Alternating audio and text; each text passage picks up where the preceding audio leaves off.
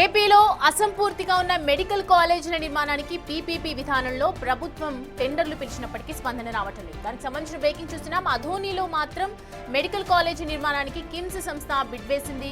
మిగిలిన మార్కాపురం, మదనపల్లె, పులివెందులలో మెడికల్ కాలేజీల నిర్మాణానికి బిడ్ వేసేందుకు మాత్రం సంస్థలు ముందుకు రావట్లేదు.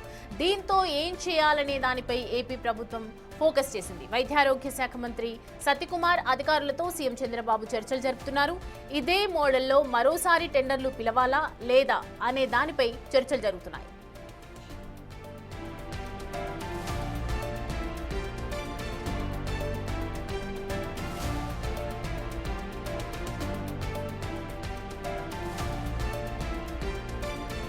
పీపీపీ విధానాన్ని వైసీపీ తీవ్రంగా వ్యతిరేకిస్తోంది. ఇప్పటికే రాష్ట్ర వ్యాప్తంగా అనేక కార్యక్రమాలను చేపట్టింది. మాజీ సీఎం వైఎస్ జగన్ అయితే తాము అధికారంలోకి రాగానే ఈ టెండర్లను రద్దు చేస్తామని కూడా ప్రకటించారు. ఈ ప్రకటన కారణంగానే టెండర్స్ వేయడానికి ఎవరూ ముందుకు రావటం లేదనే చర్చ ప్రస్తుత ప్రభుత్వ వర్గాల నుంచి వినిపిస్తోన్నమాట.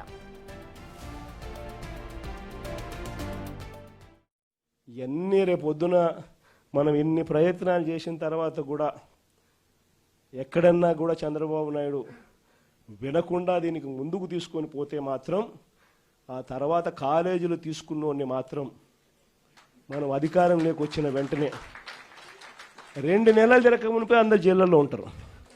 ఆ కాలేజీలు తీసుకున్న వాళ్ళు మాత్రం స్కాములు అనేది మదర్ ఆఫ్ ఆల్ స్కామ్స్ కింద ఇది నిరూపితమవుతుంది. అంతటి దారుణంగా ప్రజలకు నష్టం జరుగుతుందని కనిపిస్తూ ఉన్నా కూడా ప్రజలు దీనివల్ల ఉచితంగా వైద్యం పొందే అవకాశం పోతుందని తెలిసినా కూడా మన పిల్లలకు తక్కువ ధరకే, ప్రైవేట్ కన్నా చాలా తక్కువ ధరకే మన పిల్లలకు మెడికల్ కాలేజీలలో సీట్లు వచ్చి చదువులు అందుబాటులో ఉంటాయని తెలిసినా కూడా ఏమాత్రం ఖాతరు చేయకుండా చంద్రబాబు చేస్తూ ఉన్న ఈ తీరుకు చంద్రబాబు నాయుడుకు గట్టి గుణపాఠం మాత్రం ఖచ్చితంగా తగులుతుంది.